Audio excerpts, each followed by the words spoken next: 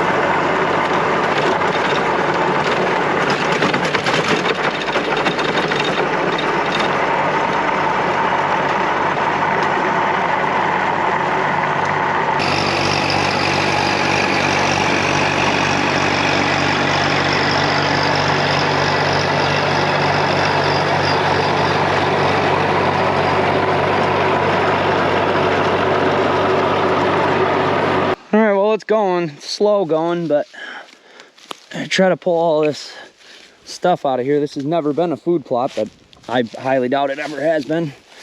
And we're in the woods, so there's a bunch of crap in the way, but all in all, I'd say it's going good. Avoid catastrophe, which could be difficult, but so far so good. I'm taking it real easy. I made my first pass around the perimeter, only a couple of inches, just to find out where the roots are, because there's roots obviously coming out of all these trees. And once I found that, then I went back through a little deeper, and seems to be okay. I would say this one's only going to be maybe 1/8 of an acre. It's not going to be 1/4 of an acre. You can see it's kind of kidney bean shaped. It's about 60 yards wide maybe, or long, and 10 yards wide at the widest. But that's kind of just what fits in here. And I could go further this way, but I'm just gonna start here. All right, there's spot number 1. Went real slow the first time, kept my draft control down to a couple of inches just to find the bad spots. And I ended up going over everything 3 times. So basically 1 time real shallow, the 2nd time deeper, and then the 3rd time just to chop up all the, you know, roots and grass and everything like that and try to get it nice and smooth. Turned out pretty good. On to the next food plot. Well, here's the next spot. I'm not gonna get out because it's freaking hot. But I mean, this whole field has alfalfa and hay and everything, so it is technically a food plot. The deer love it and they eat it all the time. But we're gonna add a little something here for late season because the hay field and alfalfa is more of an early season. And you can see the new fence that we got put in. That's pretty nice.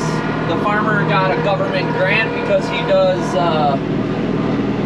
regenerative farming, so he's not tilling and doing everything all organically and rotationally grazing the pasture with cows.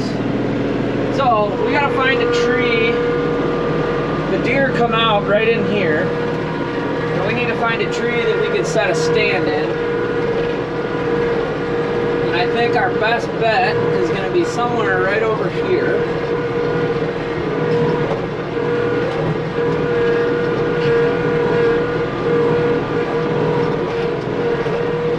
Even be that tree right there. Can you get a stand up in there? Oh yeah. Yeah, so that oak tree right there, because that's a property line, so I can't go very far in there. But that tree right there is gonna be our guy. So when we're planting the food plots, we want to consider where we plant it and where we're gonna hunt, because if we plant the food plot too far away, we're not going to be able to get a shot when the deer come out. So that's our best bet right there. So we want to try to keep the food plot within, I don't know, 40 or 50 yards of that for bow hunting. So here we go. We're going to start tilling. I have a feeling I'm going to run into a bunch of rocks on this side, so we'll see. Did you bring me refreshments? Tractor. It's the wrong color. We'll take those. So there's not any big rocks, but there's a lot. So when there's a lot of fist-sized rocks, which is gonna mess my stuff up. So I'm gonna have to go over it again. But as I go, you can see a lot of them. Like anything this big. I mean, if you can see them, as I go, my bucket's gonna be right there. Just throw them in the bucket. I didn't see any big ones. The biggest one I saw was maybe like softball size. But aren't we going to be behind you? Yeah.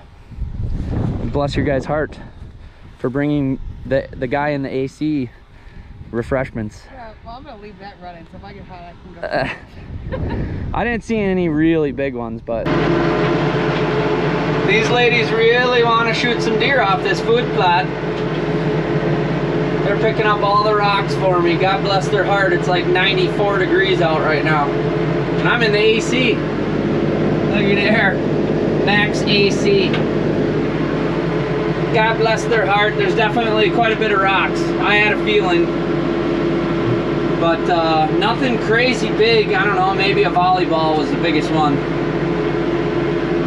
They're in here. You're digging rocks for who? For Willow. She loves rocks. Like fun ones that she can wash that are pretty. Yeah, I think that was the best way to go about it. Just get the ones that you can see.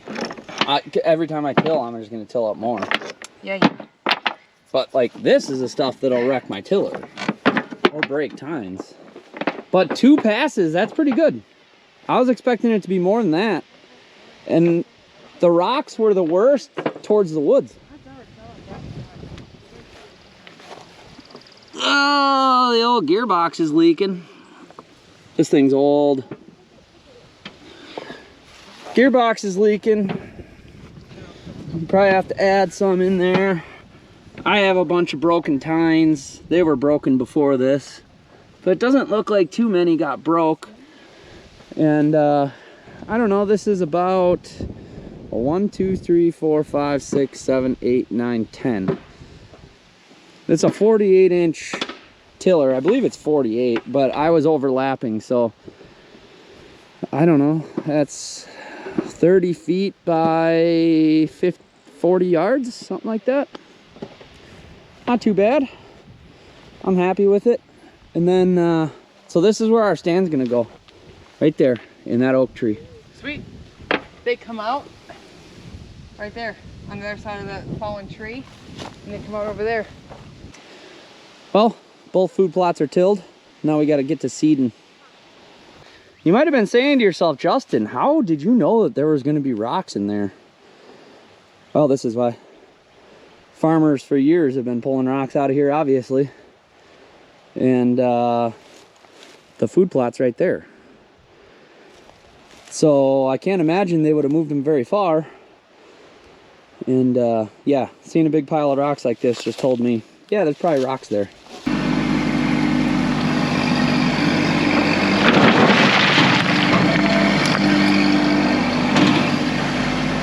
All right, we are back. It's the next day, and it is just as hot. But supposed to get rain tonight.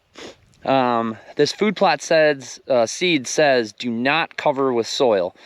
So the seed is just gonna go right on top. And the reason why I waited till today is because that gives the birds less chance to come in here and pick the seeds off the top. Ideally tonight it rains because it's really dry. And if we don't get rain, at least a decent amount, you know, this may or may not work out, especially in this really sandy soil. So I have a hand spreader. I have some 10-10-10. This has been limed and, you know, fertilized by the farmer several times. So I'm going to just put a little bit of the 10-10-10 on there. And this soil should be more fertile. Out here, the soil is very acidic, which means it's very low in pH. Back in the woods where we did the first food plot, that has not been, I mean, I highly doubt that's ever been fertilized. So that's what we're gonna do. And we're just gonna spread some seed on there. Now I'm trying to do a late season food plot. So I'm doing mostly tubers. This one has beets and greens. And this one is all late season. So I'm gonna do a little bit of both. I'm gonna mix these half and half roughly on both food plots. And it'll have a little bit of early season, but my main concern, like I said, is the late season because there's plenty of greens out here. I mean, there's deer out here all night last night. You know, at any one point in the evenings, there could be 20 plus deer out here feeding on the alfalfa and clover. So not too worried about the early season, but I'm gonna put a little bit in there and we're gonna seed this bad boy. A real light coating. And if you guys are planting, you should technically do soil tests, but I have the farmer who does soil test on the fields at least. Now, in the woods, it's probably a little bit different. And in fact, in the woods, it might actually be a little bit better. But I know that he's added what was needed for the fields, so the pH should be pretty good. Our biggest concern right now is gonna be water. We need rain. All right, now we just need rain. Well, it's funny, the deer are really curious, and both the food plots, they got tracks all through them from deer and maybe bunny rabbits, turkeys, who knows, they're curious, they're wondering what in the world happened here. But this one's mostly in the shade. That's gonna be nice. This is gonna need more fertilizer, I'm assuming. So here we go, we're gonna fertilize it.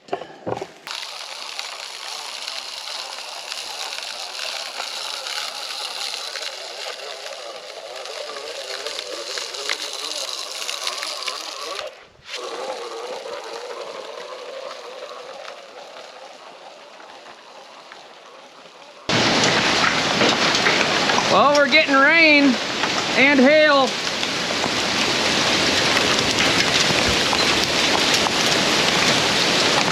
And wind. And that tree's about to go.